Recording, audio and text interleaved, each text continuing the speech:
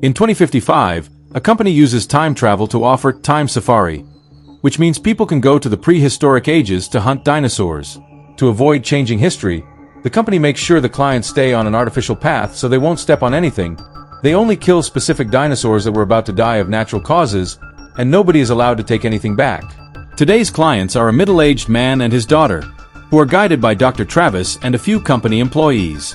Everyone is wearing special suits for the hunt that keep track of their vitals and have cameras to record the whole experience. When they reach the right spot, Travis makes the group wait patiently and reminds them that their guns won't fire until his does. At that moment they hear a mighty roar and the ground shakes under the stomping of a huge dinosaur. The beast runs toward the group, bringing down any tree on its way. The clients are terrified and want to shoot already, but Travis makes them wait until the dinosaur is close enough. At the last second, they all shoot together and the beast is quickly killed, its body sinking in the swamp. When they return to the present, the recording of this little adventure is played in an after-party hosted by the company's CEO Charles. However, Travis doesn't attend the party and stays in his lab working on the machine's AI called Tammy. Soon he's joined by employee Clay, who is also part of the Department of Temporal Regulation, a government agency that makes sure time-traveling companies are following safety protocols. Charles shows up to drag Travis to the party so he can use all his big science words to impress the rich people. The clients are also given the souvenirs from the trip, the suit and the disc with the recording of their adventure. Suddenly, Dr. Sonia crashes the party and starts spraying everyone with red wine, calling it blood. Security comes to drag her away while Sonia keeps screaming about the dangers of time travel and the company ruining the future. Travis follows her out and learns that she invented the time-traveling technology, but Charles took the patent from her with a fishy funding contract. Sonia insists Time Safari will bring terrible consequences and can't understand why Travis supports it, so he takes her to a lab in the zoo. While playing a lion hologram, he explains that he works for Charles so he can study the DNA of extinct animals. Since they can't take samples during hunts, Travis does a remote DNA reading of the dinosaurs, only getting a little bit at a time. Eventually, he'll have enough information to reconstruct the whole DNA chain and bring extinct animals back into the world. Since they only hunt animals that were supposed to die from natural causes, Travis thinks they aren't alternating history. However, Sonia insists this will only bring chaos and jeopardize the future. Meanwhile, at the company lab, an employee is distracted and accidentally drops the cartridges of frozen liquid nitrogen, which are used as bullets during the hunts. The container breaks, yet the guy puts it in the supplies machine, not noticing the nitrogen leaking on Travis' gun. That next day, Christian and Ted sign up for a hunting trip and Charles takes them to the lab. Travis tells them about the technology and shocks Charles when he says it was all developed by Sonia. Next, the clients are shown how to use the guns, which use frozen liquid nitrogen for bullets so they can dissolve later. This is part of the rules. They must leave nothing in the past and never bring anything to the present. They must always stick to the road, never step off, and never change anything. The clients are given special injections, and once everyone is suited up, they step into the machine and are tightly held still so that the particle beam won't miss a single cell. Lights begin spinning around them, and in just a few seconds, they appear in the past. As they walk down the artificial road, Ted is startled by something in the bushes and tries to shoot it, but the gun isn't working yet. The animal is just a little butterfly that flies away. The employees scold him, reminding him that the guns are off because of people like him. When they make it to the right spot, the dinosaur quickly appears. However, Travis' gun fails to shoot, and without it the other guns don't activate. Marcus takes Travis' gun and starts working on fixing it, but he needs a moment. Travis takes out his flashlight and gets the dinosaur's attention. Then he starts running down the road to make the beast follow him while telling the others to hide. The clients run while the dinosaur tries to bite Travis, who falls out of reach at the last second. Jenny yells too, and the dinosaur almost eats her. However, Travis uses his flashlight again to get it away from her. At that moment, Marcus finishes fixing the gun and throws it at Travis, who drops the flashlight and uses the gun to kill the dinosaur with just a couple of shots. The flashlight rolls down the road and almost falls off, but Jenny catches it just in time. Afterward, everyone regroups and confirms no protocols were broken, so now they can leave. None of them notice the muddy footprint on the road. Back in the present, the clients are furious and threaten to sue Charles, who starts manipulating them with pretty words. Instead of going through a scripted hunt, Ted and Christian survived an actually dangerous situation, which makes them cooler than every previous client. The duo calms down and accepts a drink. Outside, a strange wave of wind goes through the city, very briefly cutting off the power. After work, Travis goes home and notices it's hotter than usual. The next morning, the temperature is even higher, and news broadcasts report on tons of dead fish found on shores. Scientists discovered the UV count is also quite high, and Travis notices his houseplant has suddenly bloomed. On his way to work, Travis finds a crowd gathered around a wall because they can't stop staring at a plant that broke through with mysterious strength. Moments later, Travis and the team are taking new clients to the past. To their shock, the dinosaur is still dead right where they left it. Suddenly, the volcano in the distance erupts and everyone starts running back into the portal. Travis and Jenny jump in right before the ash can hit them both. Once they're back, they discuss what happened and assume that Tammy missed their entry point by 5 minutes. However, Tammy assures them she sent them to the right coordinates. Clay announces the facility will be closed until further investigation is done and he'll report to the government, ignoring Charles's attempts to manipulate him into cooperating. Soon Tammy is shut down and the entire lab is full of agents. Travis is sure they made a mistake during the previous trip, but Charles doesn't take him seriously. He leaves on a cab, but the trip is interrupted when a hole opens in the middle of the street. Another car falls into it first and Travis' cab tries to dodge, crashing against cafe tables instead. Thankfully, people run out of the way just in time. Travis is also fine, so he approaches the hole and discovers it was caused by fast-growing plants. Afterward, Travis goes to Sonia's building, where he finds a door also taken by plants. When he reaches her apartment, he finds the other tenants at her door protesting about the plants sneaking into all their apartments and blaming her for it. A frustrated Sonia opens the door window and threatens them with a gun to make them leave. Travis tries talking to her, however he's ignored. On his way out, he discovers the garden supply delivery service, so he takes Sonia's order and pretends to be a worker to be allowed inside. Sonia's apartment is full of plants, but they don't appear to be doing anything weird. Sonia finally realizes who he is and says she's been expecting him. Then she takes him upstairs and makes him look through the window. Travis is shocked to see some kind of transparent wave hitting the whole city, which throws him off back to the lower floor. Sonia calls it a time wave. At that moment, they hear screaming, and when they open the door, they find a neighbor covered in bugs that are also taking over the corridor. Travis and Sonia run back inside, only to find more bugs in there. 6:26. They start climbing up Sonia's body, so while she shakes them off, Travis throws the fertilizer bag on the floor for her to stand on. Then Travis breaks a pipe and starts shooting water at the floor to open a path through the bugs. The water splashes on the tanks of oxygen and produce a spark.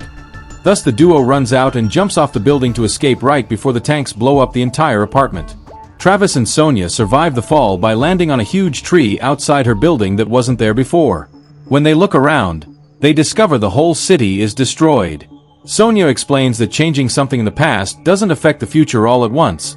The changes will happen slowly in a ripple effect. It started in the city, but soon it will reach the rest of the planet. The plants are changing first, and the animals will follow, with humans changing last. It may be a simple alteration like gaining an extra eye, or something bigger like becoming extinct. Afterward, Travis and Sonia go to the company with a plan in mind. They want to go back in time to the moment Christian and Ted hired the hunt and prevent any mistakes. At first, Clay doesn't allow it, but Charles changes his mind by reminding him that if they don't solve this, Clay will go down with him. Tammy is turned on again, and Sonia works on minimizing any margin of error before Travis gets on it alone. To his surprise, he isn't transported to the dinosaur era. Instead, he appears on a desert where a group of Native Americans almost run over him. Travis dodges the horse hooves by lying on the ground, and once the dust clears, he discovers they were running away from the time wave. He immediately crosses the portal to return to the present and warns everyone about the time wave, but it's too late. The wave reaches the lab and tosses everyone back while destroying most machines and shutting down the power. Thankfully, nobody gets hurt and they have a backup generator. Now they can see that plants have taken over the entire lab, and a quick look outside reveals the whole city is in the same state. Sonia realizes her machine can't jump through a time wave. That's why Travis wasn't able to go back to the Jurassic period. The wave creates a series of rings around each era, and they're outside them. While Sonia tries to work on a modification for Tammy, the team watches the recording of the last hunt multiple times from different angles, but they can't find what they did wrong. Some hours later, Marcus finally finds their mistake. They came back weighing 1.3 grams heavier than when they left, which means someone took something. This doesn't make sense because the time machine has a biofilter that is supposed to sense that. Charles has no choice but to admit he turned off that filter a long time ago to save money because it used too much energy. Clay says he didn't know about this, But Charles's reaction indicates he's lying. The team proceeds to scan all the equipment, but the results are negative, so the object must be on the client's suits. After lots of work, Sonia finally comes up with a possible solution. She'll send Travis to a year previous their mistake when the waves didn't exist yet. That way he can slingshot him to the right moment without resistance. This jump will consume most of his energy, so he'll only have around 20 seconds to fix what happened. To avoid wasting that time, they should find out exactly what happened first. The team begins gearing up to go looking for the clients. Sonia reminds them that plants and animals have been evolving differently for millions of years, so they should watch out for things like evolved dinosaurs. They leave in the middle of the night and begin crossing the park when suddenly they hear a noise. A quick shot is fired, but it turns out to be a simple chameleon-like creature that immediately runs away. At that moment they hear a very loud roar, so they keep moving. A little further into the park they find huge cobwebs and strange paw prints on the ground. As they keep on walking, they hear another roar and suddenly a vine wraps around Marcus, stabbing him with a bunch of thorns before dropping him. They can hear the roaring creature approaching, so the team quickly removes the thorns and helps Marcus walk to get away. Marcus can't feel his legs and concludes the thorns injected him with some chemical. A vine also grabs Lucas' gun, but he just pulls to recover it. Moments later they're suddenly attacked by a reptilian baboon, who jumps on Lucas and drags him away. Travis runs after them and starts shooting the beast, but his bullets do nothing except for angering it. The baboon jumps to attack again, but now his soft spot is exposed and Travis shoots there to finally kill it. Unfortunately, its roar has gotten the attention of more baboons, so Travis and Lucas rush back to the group. They start running while shooting at the incoming creatures, whose numbers are too much to handle. Marcus can barely move anymore and tells the others to leave without him since he can die as a distraction. After the team leaves, Marcus keeps on shooting at the baboons to keep their attention on him. The thorn's poison is making him hallucinate his loved ones, so he dies with a smile on his face while the baboons eat him. Eventually the team reaches Ted's building, where they see a father and son sneaking out to go to the market. The duo is desperate to find food, however they're soon found and attacked by the baboons. Travis immediately runs inside and kills the first baboon by shooting his soft spot. He tries shooting the second one too, but it gets scared and disappears in the darkness. Afterward the team enters the apartment building and starts their search, seeing plants and refugees in every corner. They find Ted fighting with a neighbor over a fire he started in the room, and he swears he didn't step off the path. They get his suit from the closet and scan every inch, but there are no results, which means they need to find Christian next. Ted explains Christian's wife kicked him out, so now he's living in his office downtown. To survive the trip, the team decides to steal a car from the building's parking lot. A creature flies too close to the car, but thankfully they leave it behind and make it to Christian's place. Sonia and Travis go upstairs to look for their client while Lucas and Jenny stay to protect the car. The duo climbs the stairs, noticing venomous vines everywhere. There are also tons of bodies. It seems the venom made them go crazy and kill each other. Suddenly an old man jumps out and tries to shoot them, but he's out of bullets and runs away. Then Travis shoots a door open to find Christian, who immediately opens fire. Travis and Sonia hide until Christian stops shooting, and when they come closer they realize he's also infected. When they ask him about the suit, Christian goes crazy again and runs around the apartment while shooting his gun, killing a neighbor in the corridor. Travis carefully sneaks around until he can corner Christian, who panics and decides to self-delete. Afterward they search the apartment and finally find the cause for all this. Christian had stepped on a butterfly and brought its body stuck in his boot. Travis and Sonia rush back to the parking lot, where Jenny and Lucas are firing their guns to keep huge flying beasts at bay. When the team leaves in the car, the flying animals start following them and even break the rear window. Jenny and Lucas use the resulting hole to open fire, and they shoot through the ceiling as well. A few animals go down, but one manages to break the roof and grab Lucas, taking him away to be eaten. The team is starting to lose hope, but at that moment the time wave hits the area and sends the car flying right through the company's front door. Thankfully nobody gets hurt and the trio goes to the lab, which is covered in plants and has no power. The floor is flooded and Charles is dead in the water.